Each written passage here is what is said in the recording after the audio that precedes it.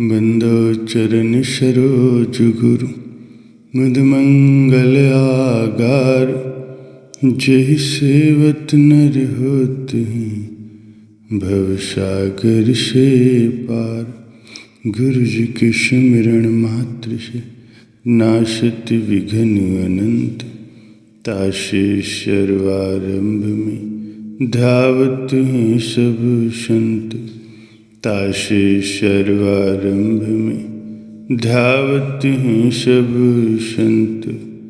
मेरे प्यारे गुरुमुख सज्जनों, महापुरुष अपने वचनों में फरमाते हैं, मन का दर्पण साफ कर ले तो, मन में गुरु का ध्यान भर ले तो, अपना कर उनके चरण शरण तो अपना कल्याण कर ले।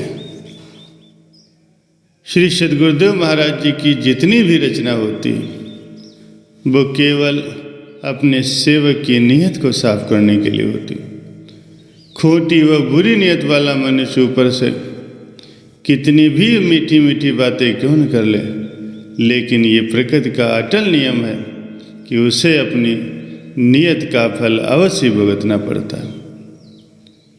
सद्गुरु के शब्द की कमाई के बिना मन की सफाई हरगिज नहीं हो सकती, और जब तक मन मैला है नीयत साफ नहीं हो सकती। जैसे बुरे कर्मों का फल बुरा ही होता है, उसी प्रकार बुरी नीयत वाले को बुरा ही फल मिलता है। फरमाया भी गया है कि जो बोओगे सो काटोगे, अर्थात हृदय रूपी खेती में जैसी नीयत का बीज बोओगे वैसा ही फल काटना पड़ेगा। कहते हैं एक राजा शिकार करने के लिए जंगल में गया, वहाँ से वो अपने राज्य का मार्ग भूल गया। 2-3 दिन भटकने के बाद उसे एक बगीचा दिखाई दिया। बगीचे का माली भक्ति भाव वाला था और भजन अभ्यास में भी रुचि रखता था। उसने राजा का खूब आदर सत्कार किया। माया भी गया है कि जो बोओगे सो काटोगे, अर्थात हृदय रूपी खेती में जैसी नीयत का बीज बोओगे वैसा ही फल काटना पड़ेगा। कहते हैं एक राजा शिकार करने के लिए जंगल में गया, वहाँ से वो अपने राज्य का मार्ग भूल गया। 2-3 दिन भटकने के बाद उसे एक बगीचा दिखाई दिया। बगीचे का माली भक्ति भाव वाला था और भजन अभ्यास में भी रुचि रखता था। उसने राजा का खूब आदर सत्कार किया और फलों का रस पीने की विनती की। राजा ने अनार का रस पीने की इच्छा जाहिर की। माली गया और 5 मिनट के अंदर रस का कटोरा भर करके राजा के आगे पेश कर दिया। राजा उस अनार के रस को पीकर बहुत प्रसन्न हुआ।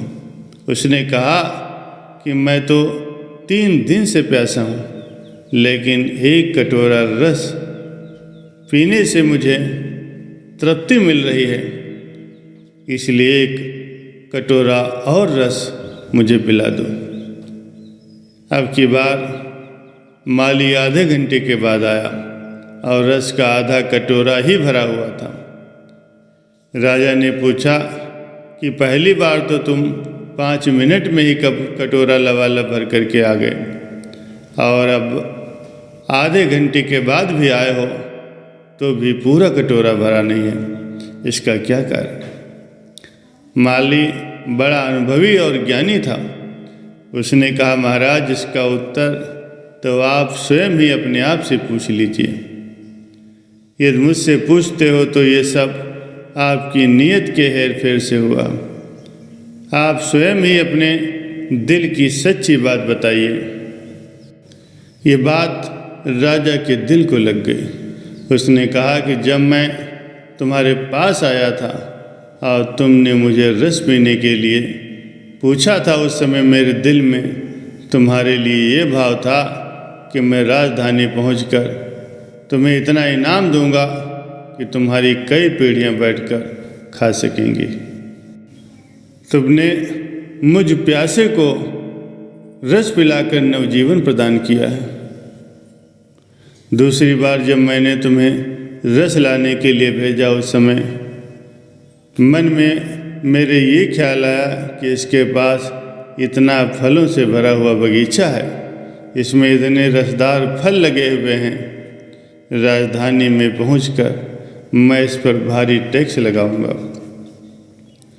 माली ने ये बात सुन करके हंसते हुए कहा कि पहली बार आपकी शुभकामनाओं ने पेड़ों और फलों पर ऐसा प्रभाव डाला कि एक ही अनार के रस से पूरा कटोरा भर गया। ये सब आपकी अच्छी नीयत का प्रभाव था। और दूसरी बार जो रस नहीं निकल पाया वो आपके विचारों में आए हुए परिवर्तन के कारण हुआ। राजा ने वास्तविकता को जानकर उसे सत्संग व कुछ अन्य उपयोगी बातें सुनाने के लिए कहा। माली ने राजा को कहा कि आपने स्वयं ही अपनी आंखों से देख लिया कि नियत का प्रभाव मनुष्य पर तो क्या पेड़ पौधों पर भी पड़ता है। इसलिए आप हमेशा अपनी नियत को नेक रखो ताकि आपको फल भी नेक ही मिले। लेकिन ये नियत केवल अच्छी बातें करने से ही नेक नहीं हो जाती। इसके लिए गुरु शब्द के अभ्यास से मन को साफ करने का यत्न करना अति आवश्यक है।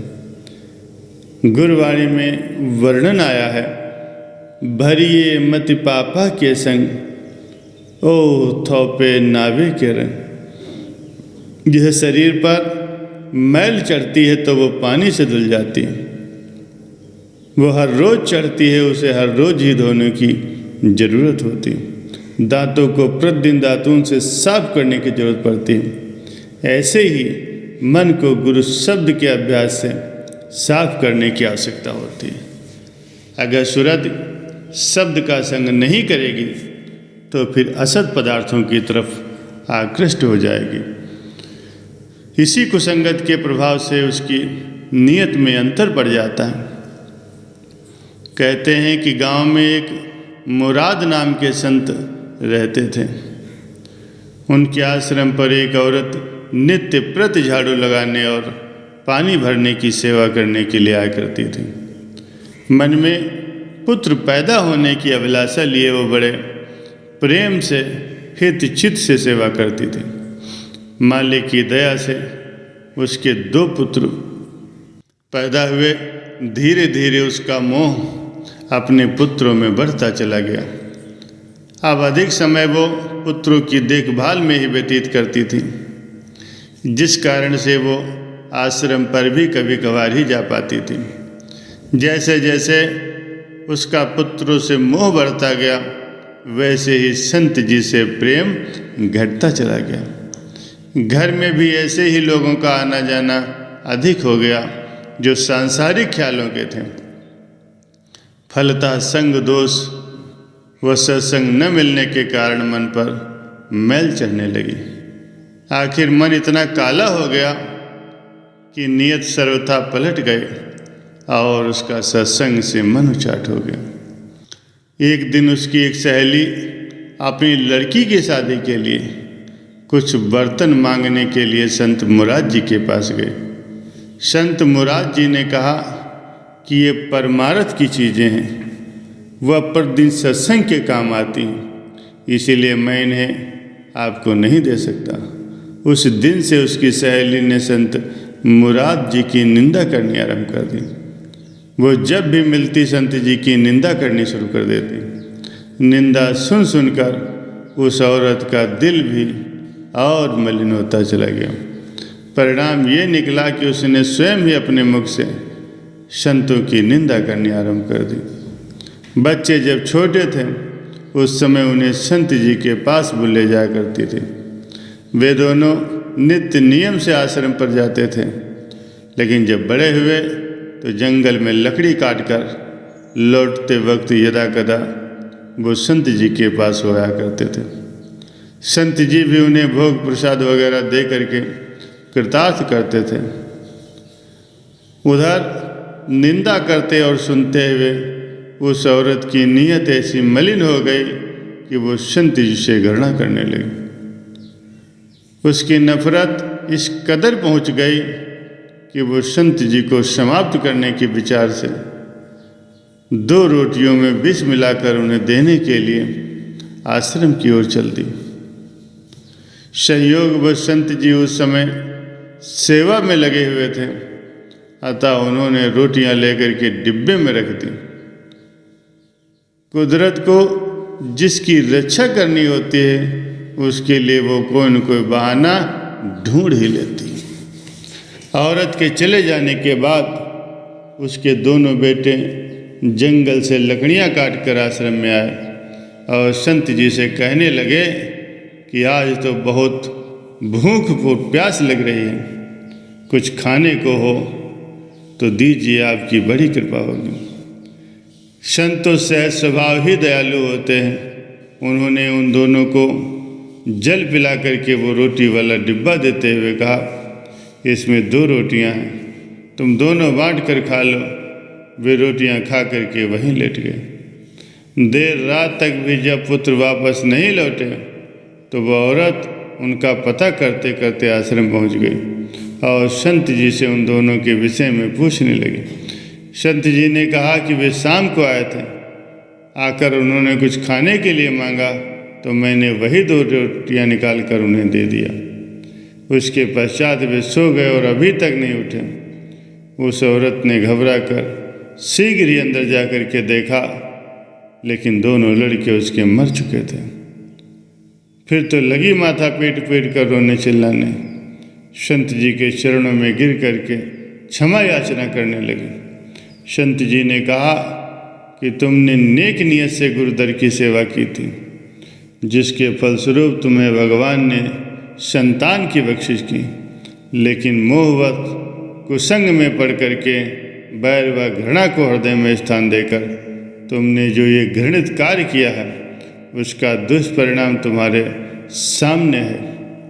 अभी जो हो गया सो हो गया, परंतु आगे के लिए निंदकों का साथ छोड़कर निरंतर नाम में अपनी सूरत को लगाओ। भजन ध्यान का अभ्यास करो, जिससे तुम्हारे मन पर चढ़ी हुई मैल उतर सके और तुम्हारी नियत निखर सके।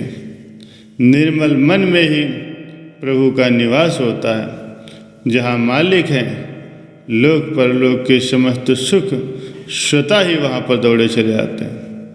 ये उपदेश सुनकर उस औरत ने निंदा और निंदा करने वालों की संगत को त्याग दिया। अपने चित्त को सेवा और सुमरण में लगा करके निर्मल पवित्र होकर के अपना जन्म सफल कर लिया और महापुरुषों की कृपा भी प्राप्त की।